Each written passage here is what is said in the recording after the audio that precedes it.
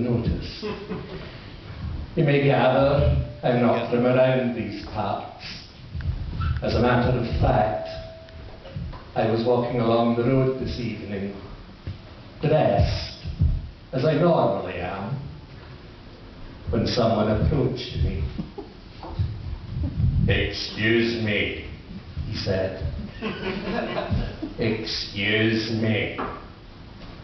But is that the moon up there?"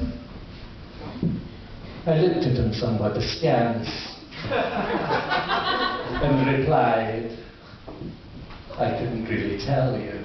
I'm a stranger here myself."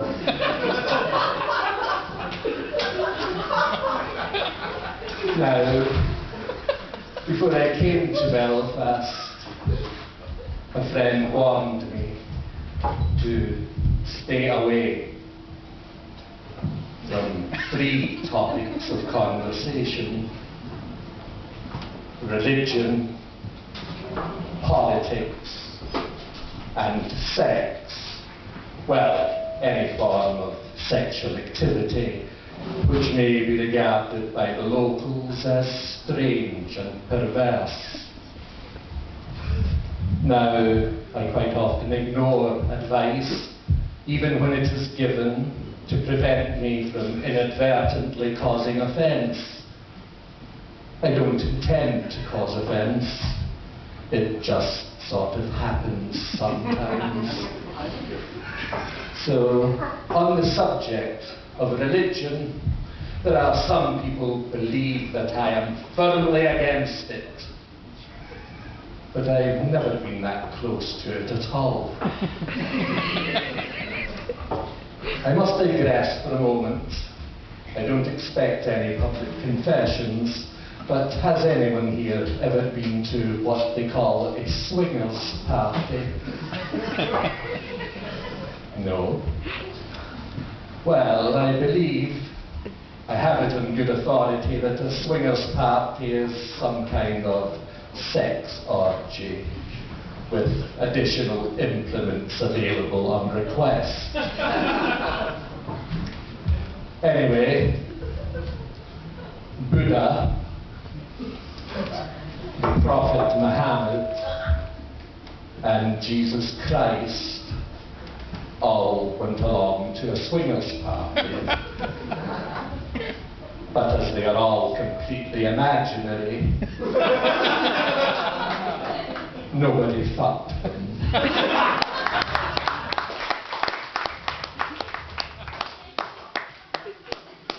Moving on to politics,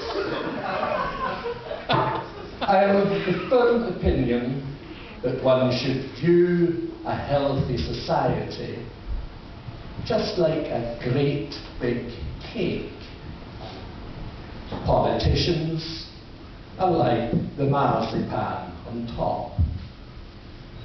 Personally, not to my taste, but many people swear that marzipan is an essential ingredient for a good cake. Which is why I have to ask this evening, Northern Ireland, why is your cake covered in shite? And what can be done about it? I seem to recall, after all, that it was one of your local politicians, and I use the term politician loosely, who in recent times declared how she found gay sex to be a hateful, despicable thing, an abhorrence in the eyes of God. I remember thinking at the time, how would she know? When did she try gay sex? Which I assume someone must before they condemn something so utterly. Anyway, this person has, of recent times, become rather non-communicative, to the point of silence. And basically, her silence says a lot. I understand she has been suffering from a psychiatric illness of convenience. In fact, she may well be the source of that well-known phrase, "There is Methodism in your madness." But what I really want to say about Iris Robinson, but it is she of whom I speak, is this. As a paedophile, Iris Robinson is a gutless failure. Now let us examine the facts.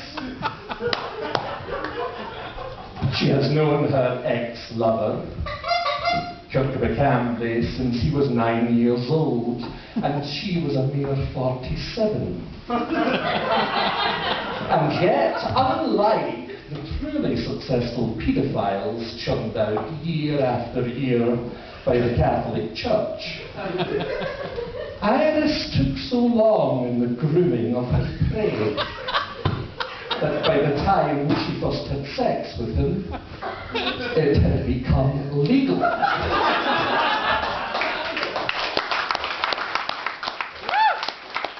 Allegedly.